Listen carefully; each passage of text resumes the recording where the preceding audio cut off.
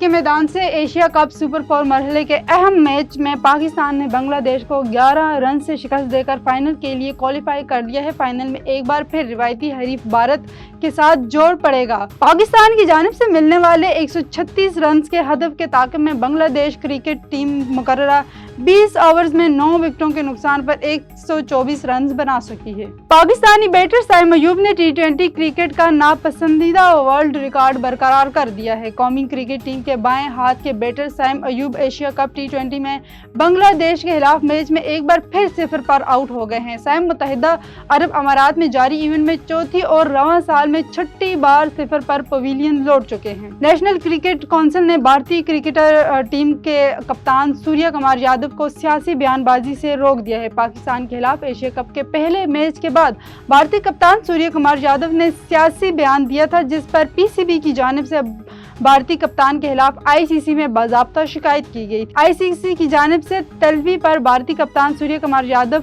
पेश हो गए हैं। आईसीसी ने सूर्य कुमार यादव को आइंदा किसी भी किस्म की सियासी बयानबाजी से रोक दिया है। भारतीय कप्तान आइंदा ग्राउंड में किसी किस्म की सियासी बयानबाजी नहीं करेंगे।